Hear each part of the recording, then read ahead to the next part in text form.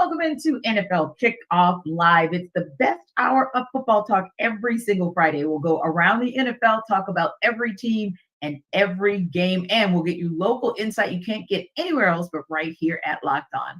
I'm your host, Tanitra Batiste. Alongside me are Jarvis Davis and Kyle Krabs. And, there was a Thursday night football game. At least one team showed up for most of the game. One team showed up for part of the game. But ultimately speaking, the Rams came out on top 30-22 over the Saints. And it's interesting because, of course, Jarvis, here locally, everyone's eyes are on it. For those who continue to talk about something Jarvis doesn't want to talk about, which is that the Falcons are still mathematically in this, believe it or not, whether you want to talk about it or not, that's just the reality of it.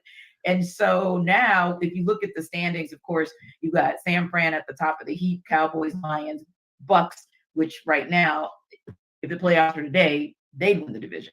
Then you got Eagles, and the Rams have moved into sixth place. Vikings are seventh, Seattle 8th, Saints 9th, and the Falcons are just behind them at 10th. So with that in mind, with that said, Jarvis, what are your thoughts, first of all, on how the game played out last night, and then secondly, on how it impacts the NFC playoff hunt? You know what? Just watching the game, I just love how Sean McVay call plays. I just love with emotions and Puka Nacua being get him involved and Cooper Kupp, just using your go-to guys to get motion to try to get this defense to thinking, right? Maybe they can shift, or maybe they can check into something that's going to work out in your favor post snaps. I just love how the game was called and the way Matthew Stafford was playing football. I was like, man, because to be honest with you, T, I was one of those people that were blinded by the organization, the Detroit Lions, and how bad they were, and kind of try to put him in that category as well. But seeing the way Matthew Stafford played last night, it was just a beautiful thing to watch, because you know what we've been paying attention to and what we've been seeing from an offensive standpoint. And I just think that it was just really cool to watch an offensive coordinator just go to work. And it was an enjoyable game from that standpoint. Yeah, and Kyle, when I looked at the game, especially in that fourth quarter, it was kind of interesting because, like you said, Jarvis, it kind of showed that Matt Stafford is a quality quarterback. And I don't know, Kyle, it's a rough go for the Saints. I kind of like that they at least kept their composure and tried to mount a comeback. They fell short last night, but you saw some good things out of them trying to mount that comeback, because they know they're in the playoff fight of their lives too. Yeah, I think the good thing for the Saints, if you're looking for silver linings, is this division is still very much up in the air as far as with 2 games for them, but 3 games for the other teams in that division left to play. It could break any which way. And knowing the NFC South, the most chaotic and unpredictable path is probably the one that's going to happen. But all things considered, I think the game last night really boils down to a talented team that has underachieved all season in New Orleans versus a talented in some spots, but extremely young and inexperienced in other spots team in the Rams that has excellent coaching. And I think coaching is the defining divide between these two football teams, where Sean McVay, Raheem Morris, excellent coaching on both sides of the ball, excellent teachers, educators, and those guys getting all these young guys as this season has worked itself out. The Rams are playing their best ball now, where you look at New Orleans, and it's just been one week is the high and the next week is the low, and you never know what you're going to get, even in a high leverage situation like this. And I think the Rams are sitting very pretty as a result of this game for their playoff outlook, because they've swept the Seahawks, are behind them. They now have a head-to-head against the Saints. Somebody's going to win the South that they may not have to worry about. And they've done a really nice job here these last couple weeks, even in the loss that they took against Baltimore, where they're looking like a team that's going to be a tough out in the NFC playoffs. Yeah. And to be honest, to add to what you're saying, Kyle, because when you talk about coming down the stretch, going into the playoffs, it's all about quarterback play, right? For the most part, those are that's a driving force. And when you look at what the way Stafford been playing the last 4 games, he's had at least 2 touchdowns in 4 straight games with no picks. And it just goes to show you as to why they've been on this run as of late. And it just really just puts it in perspective as to how important a quarterback is in today's NFL. And Matthew Stafford has just been really clicking a lot lately. And to see how they've been cooking as of late, you're just like, okay, this is one of the teams that you might need to start considering. Hey, they might be able to make some noise once they get into the playoffs. And JD, I want to follow up off that too. Late season football is about what? Defense and running the ball. Kyron Williams. Yes. Can we talk about Kyron Absolutely. Williams? Absolutely. You talk about Matthew Stafford and his offensive performances over the last 4 weeks. They played 4 games in December. And here's Kyron Williams' touches. 24 for 112 and a touchdown, 28 for 113, 32 for 155 and a touchdown, and 22 for 104 and a touchdown. He is balling out. They got a gem of a player there in Kyron Williams, which is super cool because he's a little bit of an undersized back coming out of Notre Dame, ran 4.7, and everybody got scared. Tape don't lie. He could ball at Notre Dame. He's balling for Sean McVay. No question there. And I think it's a really cool layer that they have this multifaceted now Cooper Kupp and Puka Nacua as these wide receivers on the outside, but they're showing an ability to run the ball too. They're going to be tough out offensively for any team. Scary balance. That's what you need to watch out for. Scary balance. Right. And when you look at going back to the standings right now, you guys are talking about, yes, the Rams are absolutely trending up. And we already know what the top of the NFC looks like. But sort of when you go to the bottom of the NFC, like right in that clusterfuffle that we've been talking about, we'll go to the clusterfuffle under the Rams. You've got the Vikings. You've got the Seahawks. You've got the Saints. You have the Falcons. And you have the Packers. I'd probably stop right there, although maybe Allie would like me to throw in the Giants as well with a super, super outside chance. We don't need to. No, we don't need to do all that. Right. Yeah, sorry. But it's really the clusterfuffle of teams that are 6-win teams and 7-win teams, if we're being honest, for the ones who are clamoring for those last playoff spots. So when you hear that cluster and thinking about the criteria that you guys have just given, that it's a defense that's playing lights out, you have a rushing attack that's starting to pick up, and either an efficient, if not a great guy under center. Exactly where do you see this thing wrapping up in these next couple of weeks in the NFC? For me, one thing that stands out is I know Minnesota's in this spot at 7-7, and they're on Nick Mullins at quarterback. And Brian Flores is calling a heck of a defense this year for them. I know they're a little lean as far as what they actually have at corner, but those guys are playing on the island and doing pretty good when they go with their zero looks. It's a lot of fun. But they go Detroit twice in Green Bay with their final 3 games. They're sitting at 7-7. I don't like that close for them, especially when you contrast it with Seattle stealing the Monday night game last week against Philadelphia to get them back to 507-7 as a part of their brutal stretch of games. I think that week 15 Monday night football game is enough for me to team that wants to run the ball and be physical and try to get turnovers on defense. I look at Seattle as the other team that's kind of in that cluster that I probably trust the most. And I think they have a softer schedule than what Minnesota does down the stretch too. I'll probably have to go with the Rams. Like I said, I'm gonna stay with the Rams because I'm sold. I like what I saw last night. Now they have the Giants coming up, so we know what's going to happen in that game, and then they close the season out against the 49ers. So that's definitely going to be a task, and that's definitely going to be a nice test as you get ready to get ramped up for the playoffs. So I think that the Rams, like that balance is scary. Like when you talking about, because Sean McVay want to be able to sling the ball around. Of course, you can do that with a guy like Matthew Stafford at the helm. So when you find a guy like Kyron Williams to be able to balance out this offense, anytime you get a guy like Sean McVay, a two-way go on 1st and 10, that could be really scary. So I think that the Rams are the team to watch. And when you're talking about getting into this wild card conversation. Now, Kyle, when we switch gears over to the AFC, it's kind of a little bit clearer. At least we know the teams at the top. We know it's the Ravens and the Dolphins, the Chiefs, Jaguars, Browns, Bengals, and Colts. And then when you kind of look below that line, you've got Houston with the same record as the Colts, at least. But then, like you said, you start to look at head-to-head matchups. The Bills are surging. I don't even want to talk about the Steelers, but hey, they're still in there. Broncos are right behind them, and then we'll wrap that up right there. But ultimately speaking, Kyle, where do you think this race goes? And I know we're going to talk about the big game shortly for the Ravens and 49ers, so we'll leave the top of the AFC right there. But those teams that are clamoring at the bottom, where do you think they land? Yeah, I think Buffalo's the team that with their next 2 games, they got the Chargers tomorrow night, and then they get the Patriots. And the Patriots already beat them once this year. I promise you, they ain't going to let that team beat them twice. I mean, that's as bad of a loss as a team could take this season. So, and that was like Mac Jones's first career fourth quarter comeback came in that game too. So it was like extra salt in the wound. They have a tough game to close going to Miami to play the Dolphins. That's potentially, if the Dolphins drop one of their next two games, first place on the AFC East will be on the line in that game. So I think Buffalo's the team with the momentum that they have. They've put themselves in a position where I still trust them to make it, because you think about the Colts and the Texans, they play each other week 18. Somebody's dropping to 7 there. The Texans with Case Keenum got to play the Cleveland Browns defense this weekend. I don't like that matchup for them.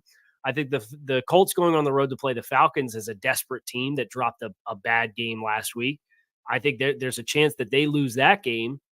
Cincinnati still has to play Kansas City in addition to playing Pittsburgh and Cleveland with their other two games. So it's just like, again, I look at the schedule that's left to be played. And if the better team wins out, I think Buffalo's going to be in a position where they're at least 10-7, if not 11-6. They get to 11-6, they got a really good chance of winning the AFC East. So I think they're the team. They're the one looking on the outside right now, but they're the team that I have the most confidence in to be in the dance when it's all said and done. Yeah, and that's a great point, because with Miami sitting at 10-4, that AFC East is not out of the question for the Bills. Jarvis, your thoughts on the AFC in terms of who's kind of right there? I'll call them middling. I won't call them at the bottom, but who's middling and maybe can make their way up to get into or sneak into the playoffs. I like the Browns. What Joe Flacco's been able to do now. Granted, he had a 2-3 interceptions last week, and he was like, "Oh, okay, might be time for you to go back to that chair or that couch that you were sitting on before the Browns gave you a call." But I think that if you look at the remaining schedule, like Kyle pointed out, like you got the Texans, you got the Jets, and you got the Bengals. So that's a pretty favorable schedule to close out the season. And I think that with that defense leading the way, and as long as Joe Flacco don't throw 2 and 3 interception games out there and make a couple plays and make a few throws like he did last week against the Chicago Bears, I feel like they'll be that team to be able to snag a wild card spot as well. Yeah, I think it's one of those where we always talk about the good guy and the bad guy. And for the Browns, you want not bad Flacco, because bad Joe Flacco was the first half, but good Joe Flacco showed up in the second half, and that kind of saved things for them. And those are the kinds of situations where you look at that second half and you say, man, KC, those types of moments might even save your season. Yeah, for sure. And for Cleveland specifically, with all of the injuries, not just at quarterback either, but Nick Chubb went down. I think they're on like their 5th offensive tackles playing for them right now. They have just been relentlessly hammered with injuries all season long. And to have a vet who's kind of been there, done that, he's got a little bit of the Jay Cutler gene right now. Like, who cares? I just got here off the couch. I'm going to let it rip. And it brings like a looseness to that moment for Cleveland. And you can tell and you can see it. And I think that one of the underrated storylines of the Joe Flacco Cleveland Browns marriage is that he played with Elijah Moore last year in New York with the Jets. And that chemistry, I think, is kind of one of these underlying like little advantages that has helped this thing to work as well as it has. So I'm fascinated by that team. They play excellent team defense. They're one of the best defenses in the league. And Flacco gives them, I think, a little bit of a wide openness to their offense that just kind of adds that little extra layer that they could be a tough out for anybody. And I agree with JD. I think they're certainly in the playoffs at this stage based on who they have left to play. Well, coming up next, we're going to talk about Joe Flacco's old, like back in the day, old team when we talk about the showdown between the Ravens and the 49ers. That's coming up. That's our game of the week. But before we get there, you might want to pay attention to what Jarvis has to say.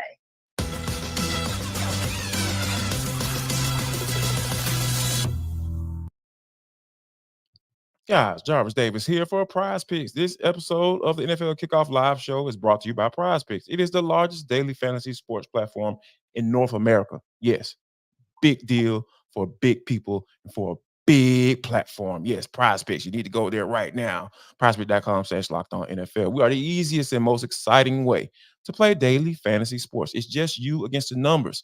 Instead of battling against thousands of other players and pros and sharks and bots and AI and whatever else people want to throw in there, you can just pick more or less than on the player stat projections, and watch the winnings roll in. It's just that easy and just that simple. So here's another little cool thing you can do also.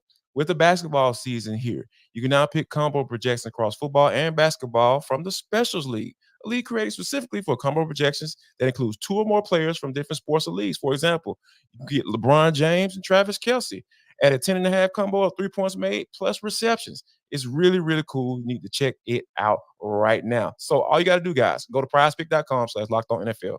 Prizepicks.com/lockedonnfl and use code LockedOnNFL for a first deposit match up to $100. Prize Picks is daily fantasy sports made easy.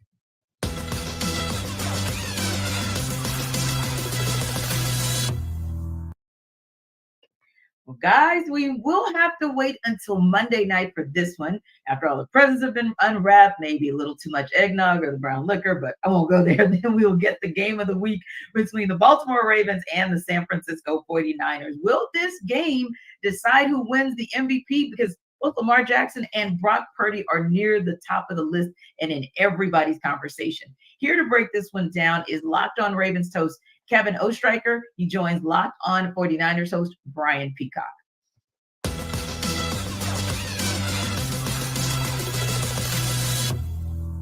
Looking at that FanDuel line, 49ers at home favored by 5.5. What do you think about that line, and what's this path to Baltimore victory for you? I think it's about right. Maybe I do 3, 4, but it's going to be close. I don't expect a blowout either way. I think when you have these two teams, they've both played really well this season, as evidenced by their record and their place in the standing. But in terms of a path to victory, I think for Baltimore, it's starting fast. And the Ravens haven't really played from behind a ton this year. Did it against Los Angeles in week 14 and did a good job of kind of hanging in there. But it's not like they've been down by 18 points in the game and had to come back from that. So if they can, in any game, right, if you get out to a 14-3 lead or 10-0 lead, it can really help your chances, especially with the way this Ravens defense is playing. Now, the San Francisco offense is going to be the toughest task they faced all season, but Baltimore's defense has shown that they can play with a lead. And Baltimore's offense, I think you were expecting from that Greg Roman to Todd Monken exchange on the offensive coordinator side of things. Oh, the Ravens are just going to throw the ball a ton and they're going to do away with the run game.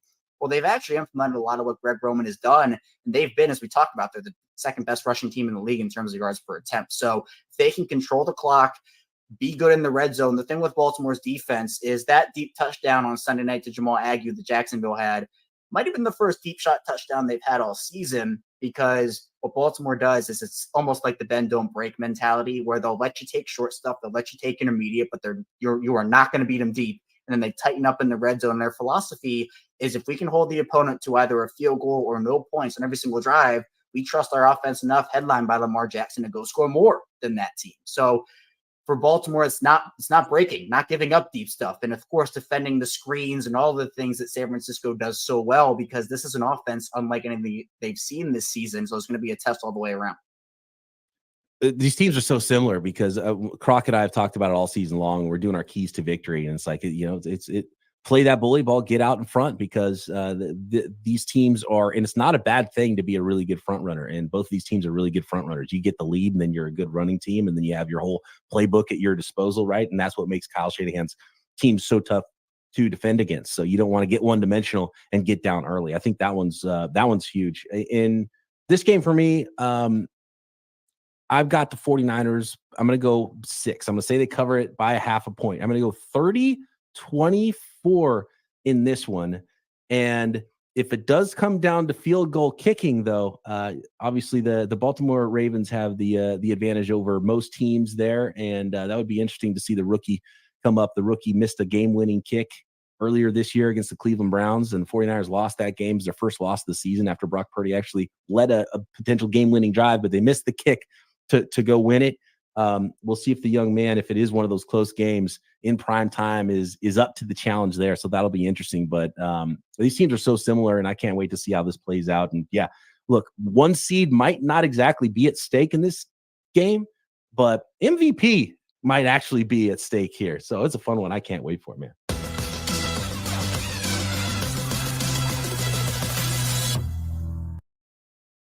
Yeah, a lot of eyes are going to be on this particular game because you do have the number one seeds there, and you have two teams that have probably played the most consistently throughout this season. So, yeah, very intriguing matchup. And I know that the guys mentioned that whole MVP race, and we'll talk a little bit more about that. We'll dive into it a little bit later. But ultimately speaking, again, you've got a Ravens team that's won 4 in a row. You have a San Francisco 49ers team that's won 6 in a row. So you really are battling. You really are going to see a battle of the two best teams, Kyle, and you're going to see a battle of two teams that are eerily similar in how they approach the game. Yeah, I think the speed on defense for San Francisco gives them a really good chance to kind of contain some of the explosiveness of the Baltimore offense, be it Lamar Jackson, be it Zay Flowers, be it whoever's back there in the backfield at any given point in time. Obviously, they just endured a big-time loss in their offensive backfield in this past game with Keaton Mitchell going down with a knee injury, which is a big loss for them. I think he could have been a guy that would have really had a nice extra dimension for Baltimore down the stretch. And instead, this San Francisco defense is just so tough, and their linebackers with Warner as instinctual as he is, and Greenlaw with how explosive they are on the second level, it really gives them a unique advantage when they play team defense to have so much speed on the second level. They got pass rushers they can get after it. They got guys they can win in the trenches. I don't think Baltimore's really going to be able to bully them. So as I look at this game, I look at the San Francisco defense, all the eyes on the offensives and the quarterbacks and all the yards and all the points. I think the defenses are going to tell the tale of this, and I really like what San Francisco is going to bring to the table. Yeah, this is so interesting. I feel like when they talk about how I love how the guys talk about how these teams are so similar, because like when you just named off Greenlaw and Fred Warner, the immediately came to mind Patrick Queen and Roquan Smith immediately popped in my head. Yeah. Like, oh my God, these dudes, this is crazy how these teams are built. So I think the defense is definitely going to be the catalyst for who wins this game. And I think that this is a type of game that you're gonna really understand what it means to have guys on that second level of the defense out there making plays for you, commanding the defense and being able to respond to what they are seeing out there on the field, because the adjustments are going to be made. We understand that. We know what Kyle Shanahan brings to the table. We know what Todd Monken brings to the table. This dude is calling plays himself, to talking his way or calling plays to the point that he's probably going to be in conversation for a head coaching job. At least, and he has his quarterback in those MVP conversations that we're going to talk about a little bit later on. But I just feel like this is the type of game where that's going to be who we're talking about after the game. I know Lamar and Purdy, I understand that matchup, but I love this matchup of these defenses and how they're going to respond to these offenses, because I think that's going to be the key to who actually win this game. Yeah, you think about that chess match that can go back and forth between Shanahan and Harbaugh, and you love to see it. And so I'm thinking, like, Brian was mentioning how his prediction was 30-24, right? Predicting a very, very close game.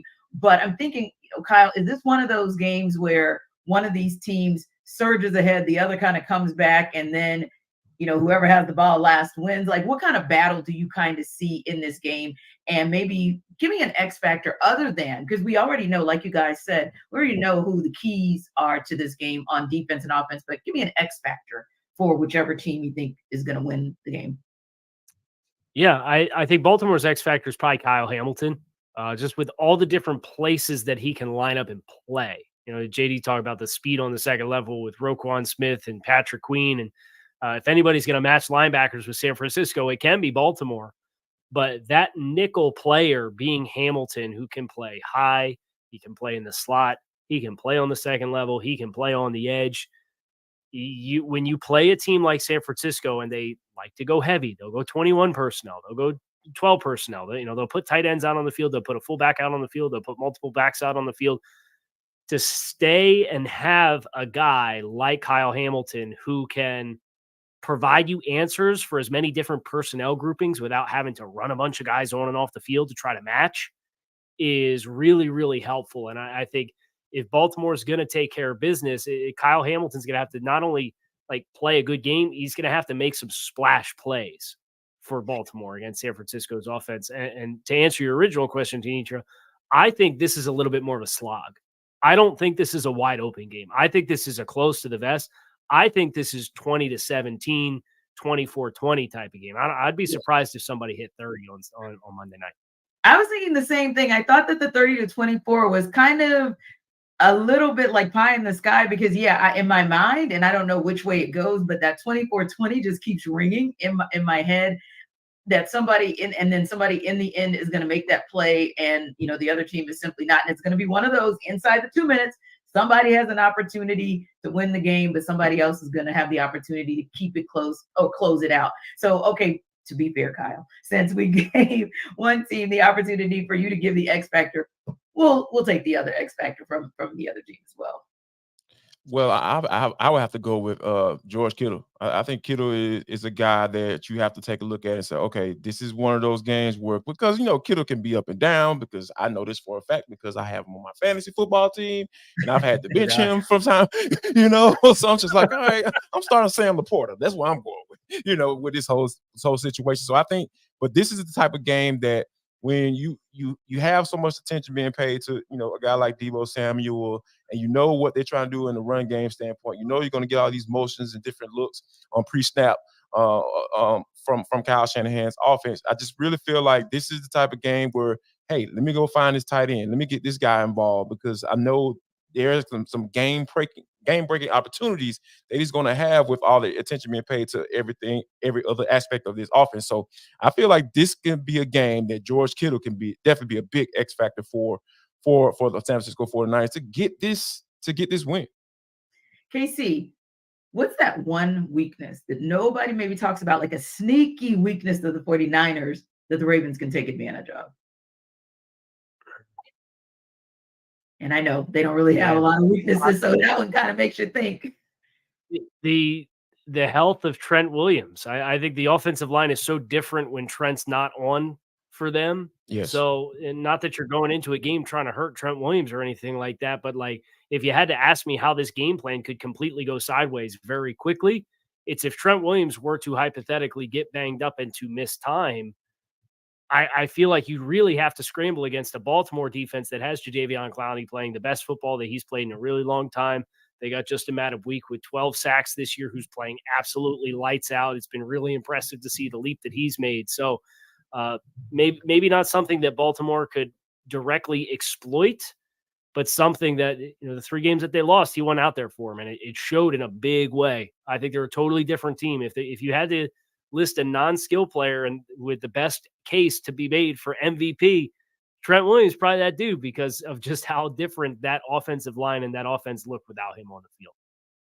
Indeed. And what about the Ravens, Jarvis? Kind of what's that sneaky weakness of theirs, or if some player or something goes wrong, where can the 49ers maybe, and I'll use exploit loosely, but where can the 49ers kind of take advantage of that?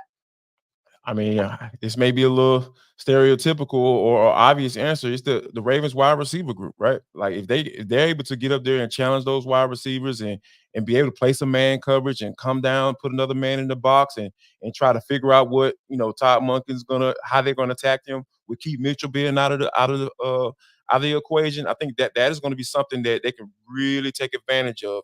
These wide receivers don't get out there and make sure they're beating that man coverage or making sure San Fran isn't bringing that extra safety down into the box and giving those 8-man boxes. Those, I feel like that's the way they can take advantage of them if those wide receivers aren't out there making plays and doing what they're supposed to do.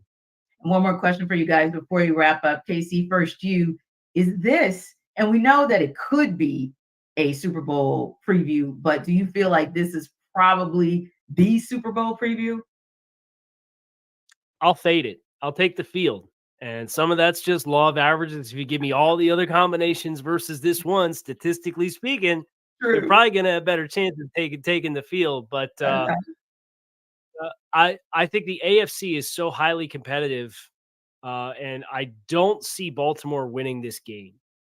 And then they have Miami the following week where they really run the risk of, like, if you lose that game, do you end up the 3 seed? Yeah. And you feel like there's probably 4 or 5 teams in the AFC that you feel like have a legitimate case to be made that they're going to be playing their best ball at the right time of year and get hot. I think San Francisco has a really good chance to be the NFC representative. But I just think the AFC there's a lot of parity with the top teams. KC's not the team that they've been in the past. So I'll take the field as far as, just the various amount of outcomes that you may end up seeing out of the AFC. And I think that's fair because, like you said, I mean, the Dolphins have been playing for the most part really solid football, and the Chiefs are still the Super Bowl champion. So at any time, if they ever get it together between now and the postseason, they could definitely be quite dangerous, like we always see them. And what would you say, Jarvis? Like, is this I know it's a realistic preview, but is it the preview of the Super Bowl? It could be, because like anytime you have guys who can potentially be MVP candidates up under the center, I really feel like that can be a catalyst for you going to the Super Bowl. And I really feel like that's one that this is going to be. We got to talk about two good head coaches. We're talking about a guy in John Harbaugh who has been there before. He knows what it means, and this would be a Super Bowl rematch. Hopefully the lights work if they were to face each other in the Super Bowl, so they don't go out during the game. So I think this is something that I think this might be a nice little sneak preview into what could be out in Las Vegas. So yeah, I wouldn't surprise me at all if these guys end up in the big game.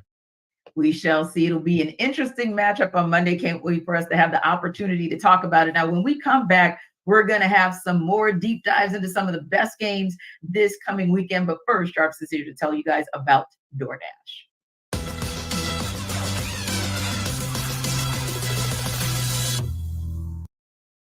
Man, hey, Jarvis Davis here for DoorDash. This episode of NFL Kickoff Live Show is brought to you by DoorDash.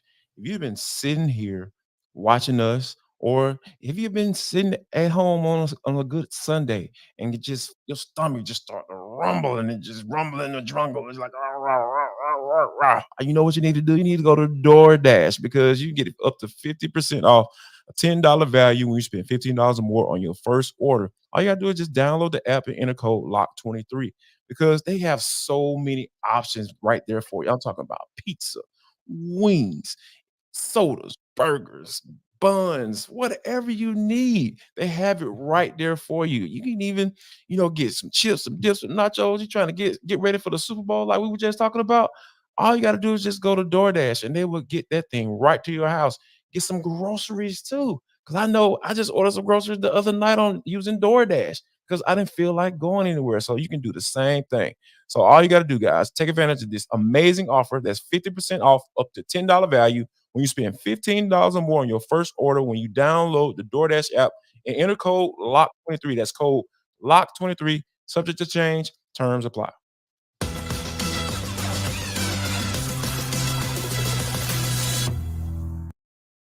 We've got a little bit of Saturday afternoon football going on this weekend. It's a battle of AFC North backup quarterbacks. The Pittsburgh Steelers are currently 2.5-point underdogs in that matchup. And here's Chris Carter from Locked On Steelers to sell you why the Steelers can cover the spread.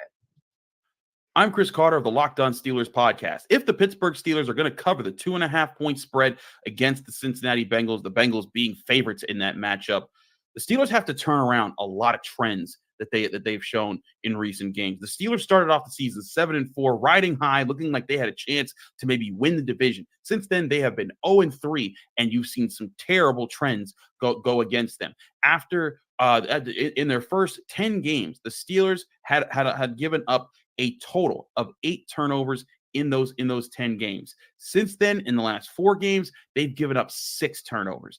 That trend has to change. The Steelers have been a team that when they were at their best, they were among the best turnover differential in the NFL. That has since changed, and now you're seeing the results in their 3-game losing streaks, all to opponents who were teams that the Steelers should have beaten if you looked at their team. Now, they're also a team that's extremely banged up, and they're a team right now that's lacking any of their starting safeties or any of their top backup safeties. They're down to Patrick Peterson and Eric Rowe, a guy they promoted off of the practice squad after signing him to come off the couch just a little bit ago. So their secondary is going to have a lot of problems. They're going to have to communicate a lot. They're going to have to play some basic looks a lot. That means that TJ Watt in that defensive front is going to have to be very disruptive against the Bengals. And on the flip side, the Steelers with Mason Rudolph, they're going to have to possess the football.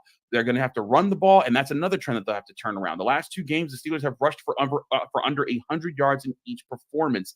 In the 5 games before that, over 130 yards in every single contest. They have to turn around the turnovers. They have to turn around the run game, and they have to get the defense back to playing at a higher level. All those things can happen if they play the Bengals, but it's a hard time seeing that after the last 3 performances they have and the injuries that have mounted up for them. The one thing I will say that could hit is the over-under being set at 38.5 points. The Bengals defense is also dealing with some injuries with DJ Reader out on the defensive front. The Steelers dealing with a lot of injuries on their defensive side. This could hit that over at 38.5 points. Bet on that. But if you're looking to bet on the Steelers, you're betting on them turning around a lot of things late in the season where they've been struggling over the past 3 weeks. That would be a long stretch, but we've seen crazier things happen in the NFL. I don't think there's anything crazier than that, but okay, Chris. So when you think about where the Steelers are, I literally think Chris outlined 17 things that have to happen for the Steelers to win this game. And I don't disagree with him. The challenge is that probably 2 of those 17 can actually happen. That's the biggest challenge there. And you look at, you've got 2 backup quarterbacks, but let's be real.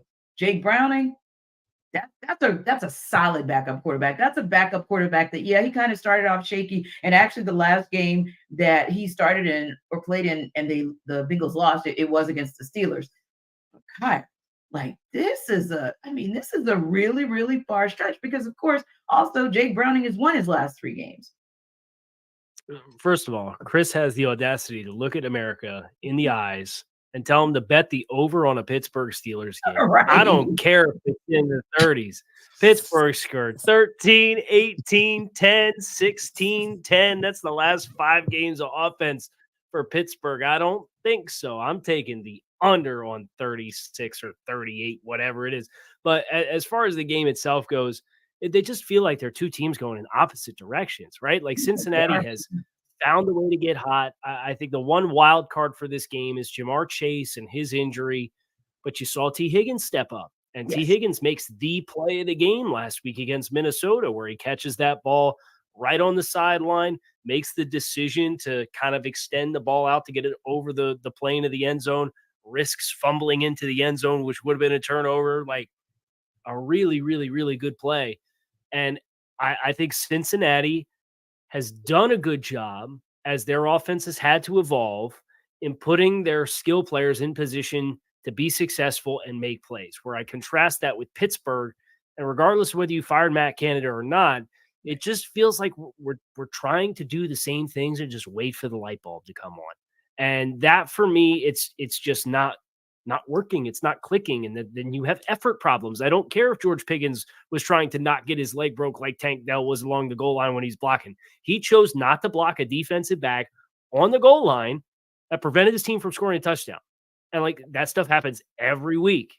It's just we're getting close to the end. You can see the light at the end of the tunnel is getting bigger. Okay, week 18's almost here. I see Pittsburgh continuing on their trend, and I see Cincinnati continuing on theirs personally. Yeah, I would say the same. And Jarvis, when you look at, just like Kyle said, you look at the Bengals kind of rallying in all different ways, right? They're winning games in all different ways. Pittsburgh's kind of losing games the same way. They're losing games the same way as they did before Matt Canada's departure. You look at what happened just last week, and it's like, okay, if Mason Rudolph is supposed to be the answer, if Kenny Pickett, in the absence of Kenny Pickett, and God forbid it's Mitchell Trubisky, but I mean, that alone is kind of scary in terms of what the Steelers can do, not just this week, but really for the rest of the season. And what's even more scary, T, last week, Mason Rudolph threw his first pass in the NFL since 2021 against the Kansas City Chiefs. Dude wasn't even in the league last year. So, this is I know there would have been 58 different starting quarterbacks in the season, working on 59 more than likely if Zach Wilson decides to if Zach Wilson doesn't play. This is just not a good look. And when you have Mike Tomlin and the rumors of people talking about they might part ways, or might be time for him to move on, and all this stuff, and George Pickens talking about he doesn't want to block. I've never heard of anybody saying something like this out loud. Yeah. Like, I didn't block because, and you weren't hurt or dead. I just don't. It's the type of things that Mike Tomlin has had to deal with in his locker room. It comes from that wide receiver group. I don't know what it is about wide receivers in the Pittsburgh Steelers. Like, they just love guys. Hey, we'll take a chance on them. Come on down. You got talent. Come on down. And It's just too many things going on. Like you talk about, throughout this season on the show, when so many the off the field storylines are dominating the on the field or storylines, it's not a good situation. And I think that when you think about what the adverse to that is the Cincinnati Bengals. Joe Burrow gets hurt. People expect everything to go downhill, but like you said, Jake Browning just been coming here, just being solid, doing what he's supposed to do. Yeah, he's made some mistakes, but they've been able to rally around him, saying, "Okay, we got you, man. We're gonna make plays for you." So when you have those type of things going on in Cincy, like, we understand exactly what's about to go down on this game, because this is the time of the year where things are going to get real tight, and we understand the teams that are shining right now. They understand the assignment, and we're going to continue to see that as we go along. Yeah, and you mentioned backup quarterbacks. There's another game there. The Houston Texans, they're hosting the Cleveland Browns this Sunday. That's a game that won't feature Deshaun Watson, of course, maybe not even featuring CJ Stroud. So it should be interesting that we might have yet another game where we're having backup face backup. But our Locked On Texans host is here to sell you why the Texans can cover as 2.5-point underdogs. Hey, everybody, I'm John Hickman with Cody Davis of the Locked On Texans podcast. And what are we talking about right now? We got 2 minutes to tell you how the Houston Texans can beat the Cleveland Browns at home at the NRG Stadium this Sunday. Cody, for me, you know what it is? It's creating pressure up the middle on the defensive side of the ball. The Houston Texans, Malik Collins and Sheldon Rankins have combined for 10 sacks and 64 pressures.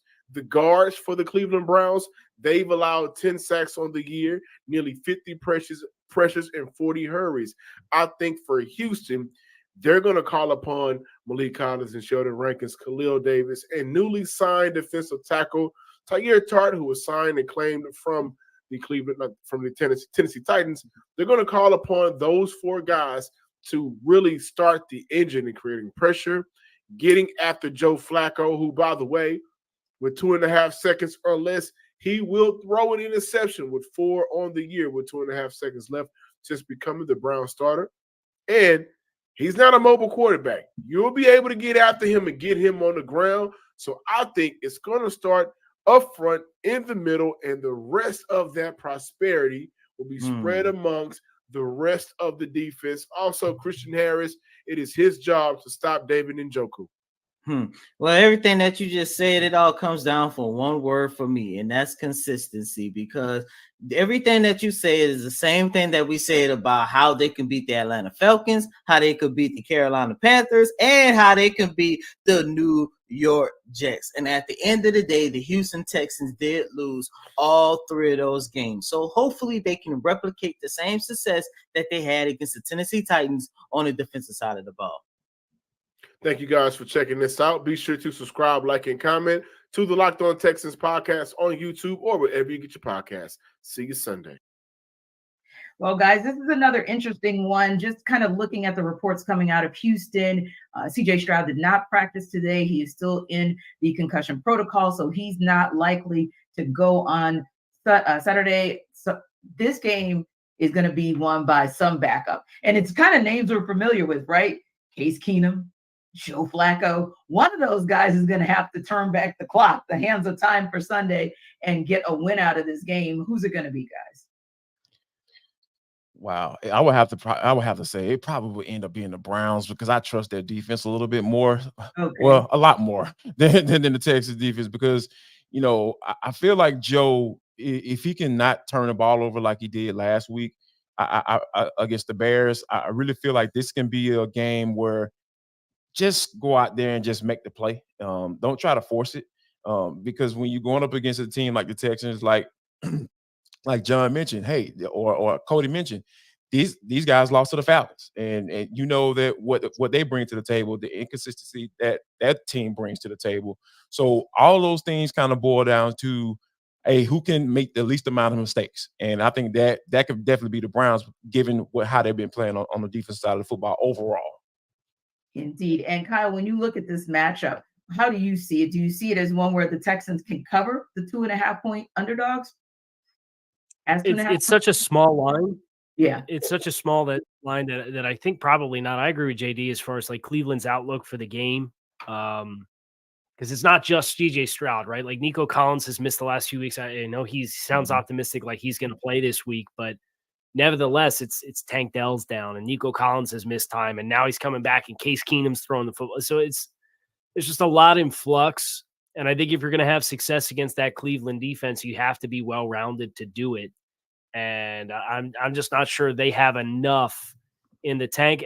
And look, I have a really hard time shaking the loss that they took to the Jets 2 weeks ago too, where that was a team that showed a lot of youth and inexperience in that moment, I thought.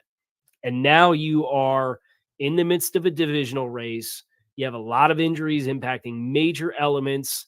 You got a team in Cleveland that I think has a little bit more in the way of experience. That defense has been together longer. Joe Flacco at quarterback. Obviously, Case Keenum's an experienced player too, but it just feels like that Cleveland has a reason to play looser. Where Houston, I worry about that element too, where they got to about halftime of that Jets game and they just looked like they wanted to go home. And something like that, you know, they got a reprieve because of the way the division has broke for them, but I have a hard time shaking that, and I'll be very impressed if they're able to come out and not only cover the spread, but win the game. Indeed. Now we got two top-tier teams facing off Sunday afternoon. It's the Cowboys and the Dolphins. The Cowboys are 1.5 point underdogs in that game. Here's Marcus Mosher to tell you why the Cowboys can cover that spread. The Dallas Cowboys are 1 point underdogs against the Miami Dolphins heading into Week 16. I am Marcus Mosher from Locked On Cowboys to break down how the Cowboys can win this huge NFC-AFC battle. The Cowboys last week only scored 3 points in the first half against the Buffalo Bills. If they're going to want to upset the Dolphins here, they're going to have to get off to a quicker start. This is something that Mike McCarthy and Dak Prescott have been really good at doing on that side of the ball for most of the year. They've gone right down, scored touchdowns on their opening drives several times this season, but they haven't had the same type of success on the road. Expect that to change in Week 16. I fully expect the Cowboys to be much more aggressive on third and fourth down. They're going to want to get points on the board early in this game to help their run defense out. They just allowed over 250 yards on the ground to the Bills last week. The Dolphins have an excellent rushing attack. They already have 27 rushing touchdowns from their two running backs. The best way to take them out of the run game is by forcing them to pass the ball and to get into a negative game script. The Cowboys are unbelievable when they know that teams aren't going to run the ball and they can only throw the ball. So expect the Cowboys to do everything in their power to try to get an early lead in this game. I expect them to run blitz early, but look for the offense to be the ones that's the more aggressive unit, especially earlier in this game. If that doesn't pay off, the Cowboys could be in a little bit of trouble in Miami. Should be a fantastic game. Can't wait to see it. Two of the highest scoring offenses in the league on Christmas Eve. Should be amazing. I am Marcus Mosher from Locked On Cowboys. All right, Kyle. We know what happened against Buffalo. And we know that the Cowboys aren't going to stink it up 2 weeks in a row. But can they reset enough to take on this AFC East team in the Dolphins and get a win?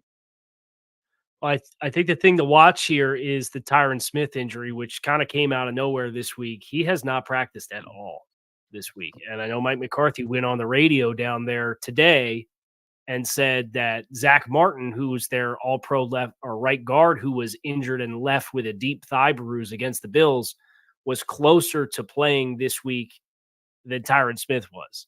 So you add all that up, and now it's, Tyron Smith done practice Wednesday, Thursday, Friday. That's a bad trend. And it's a back. And Tyron's had some back issues for an extended period of time. So that's what has me really leery for Dallas. Miami has their own offensive line injuries. Robert Hunt, who's been a Pro Bowl caliber player when he's been on the field, is confirmed out by Mike McDaniel this week. Right tackle Austin Jackson is questionable. He left the game last week against the Jets with an oblique injury. I will say that Kendall Lamb, their swing tackle, has performed very admirably. He's played an extensive amount, stepping in for Teron Armstead on the left side. He played well against the Jets when he had to play on the right side. So these trenches and the injuries, I think, really shape and change the perspective of this game. The other one that stands out to me was an injury that the Cowboys did not have at their disposal last week as well, which was John Hankins, their nose tackle. So they're missing like 4 linebackers off the depth chart with injuries right now. They got a safety playing one of their starting linebacker spots, and now you don't have your nose tackle. So you can run blitz, but Tua Tagovailoa is one of the more proficient quarterbacks in the NFL against the blitz, just because if you're taking bodies out of coverage to try to pressure, it gives them more space to operate and more space to work. So I'm worried about Dallas's perspective with the injuries that they have to take advantage of where Miami has traditionally been weak, even though Miami has injuries of their own. I like Miami in this game, but when I did the crossover with Marcus yesterday, I picked them to win by 1 point. So technically Dallas would be covering in that spot. So I guess they can have their cake and eat it too. Indeed. So Jarvis, did you cover the spread? Wow. I don't think so, because I don't trust this team on the road. They're a below average team on the road. They're undefeated at home. If they were playing this one in Dallas, yeah, I feel like they'll wholeheartedly cover. But this is a different team when they're going on the road. And I think that, when you talk about what Tyron Smith brings to the table with his injury, and Zach Martin potentially is going to play, but I think that that says something about this whole running game. I understand what Dak Prescott has been able to do, but I will continue to pound this home. No pun intended. Like, you have to be able to run the football. You have to have some balance when you're out on the road, because trying to sling it all around the yard, because that's what when you're doing those type of things, that involves communication between your guys on the outside, right? And if you can't get that check, or if you see something and you can't communicate that because it's so loud and because it's so much going on when you're traveling on the road, like there one little thing can mess that up.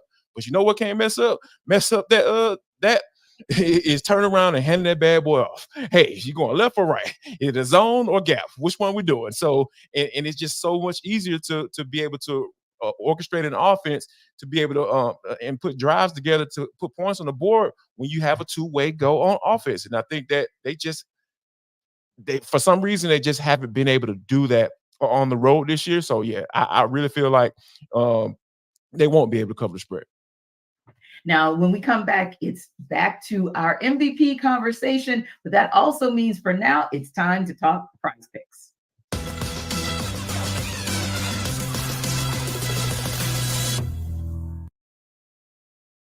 Jarvis Davis here for Prize Picks. This episode of the NFL Kickoff Live Show is brought to you by Prize Picks. It is the largest daily fantasy sports platform in North America. Yeah, we're kind of a big deal over here. It is the easiest and most exciting way to play daily fantasy sports. Instead of going up against the sharks and pros and guys like Kyle Krabs who know everything about NFL football, all you're doing is just picking against the spread, more or less, on the stat projections, and watch the winnings roll in. I'm telling you, there is another little cool feature that we have over here. Is the basketball season. We know it's pumping, guys. We're about a fourth of the way through the season already. Wow, time flies.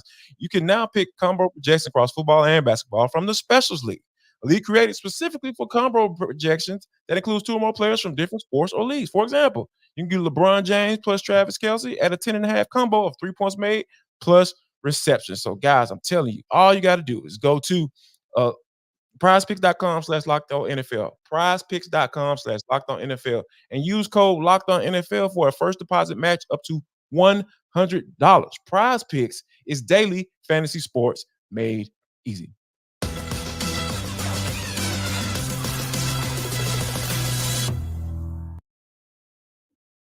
Guys, from week to week, the MVP race changes, who's at the top, who's got in second place. But for the last week or two, it's been Brock Purdy and Lamar Jackson, the 1-2 punch, depending on which side you fall on. But then you look down the list and you have Christian McCaffrey, Dak Prescott, Josh Allen is back in that conversation. Tua is still in that conversation. Tua Tagovailoa as well as Patrick Mahomes, and kind of on the outside chance, especially with what's going on with the Eagles of late, is still Jalen Hurts, Trevor Lawrence, and Tyreek Hill. But I want to first go to this, guys, because I know we can talk ad nauseum about Brock Purdy and Lamar Jackson, and we will talk about them to wrap up. But when you look at that, or you think about the list I just shared, or even others that you kind of heard are in that conversation who are non-quarterbacks, who is the most deserving non-quarterback for MVP this year?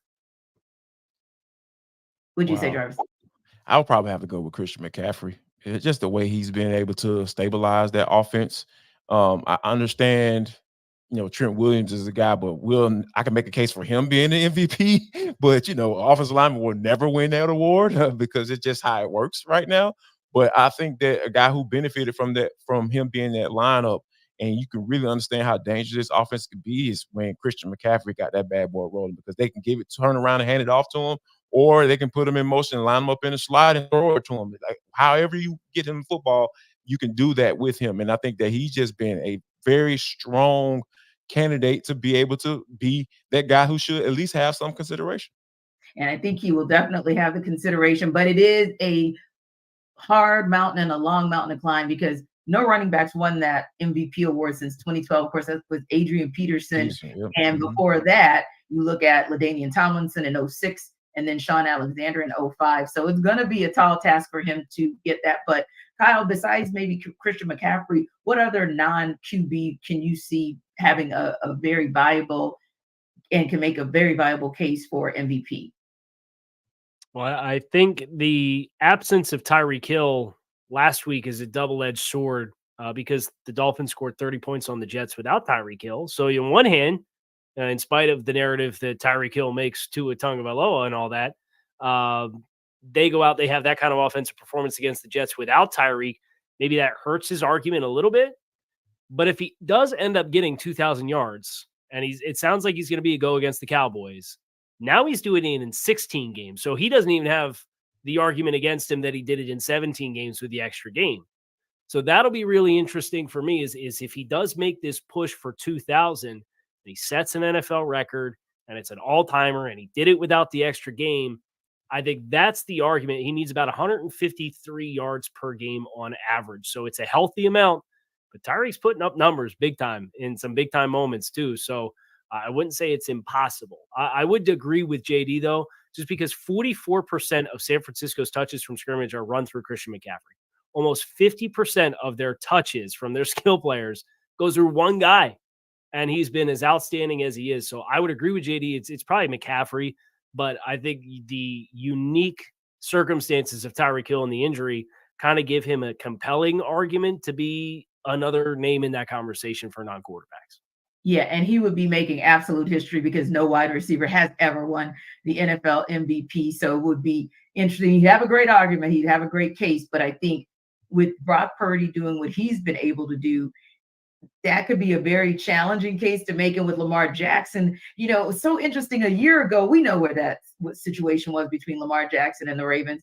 Now this team is sitting at the top of the AFC, Jarvis, and he is poised for another MVP. Amazing. Yeah, and I think that if he has another game like he did last week, almost rushing for 100 yards and making, like, just wowing us like we're used to seeing him, like we used to seeing him wow us like on every Sunday, it's going to be very interesting to watch, because I really feel like, I know Brock Purdy has a really good case to be the MVP, but when you have a guy in Lamar Jackson who's been in these conversations before and been that guy before, it just makes it easier for people to say, hey, you know what? This reminds me of that year, or this reminds me of an MVP caliber player that's already a name in this league. And we know that people are going to follow the names. And I think Lamar Jackson, if he continues to play like he did last week, I really feel like this is going to be his trophy to win. Casey, close us out. So does the NFL run it back to 2019 and Lamar Jackson takes home the award? Or does Mr. Irrelevant, a guy who nobody could have seen doing this, not even those of us who have seen what Tom Brady was able to do, could have stated that they thought this was what Brock Purdy was able to do? Yeah. I think Baltimore's going to have to finish strong. We've talked about their strength of schedule to close. And I think if they drop games If they drop two of the last 3 games, I think there's a very realistic chance that hurts.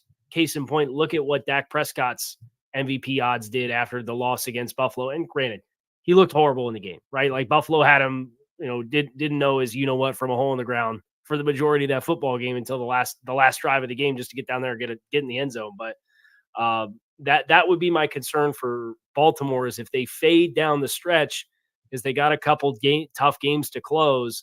I think that would really hurt his case, and I think that starts. I don't think they win on Monday night against San Francisco. So I think your only worry is does Brock Purdy and Christian McCaffrey split votes amongst voters as far as the perception of San Francisco, in which case you may see a team say the Bills run the table and they win the East and Josh Allen is Superman back there. And I know he threw 15 passes against Dallas, but they're not, they don't have a particularly good supporting cast around him right now. I think that's the one where like the raw statistical production may end up lining up if they do run the table and they make this miraculous comeback from being 6-6. That's the interesting dark horse.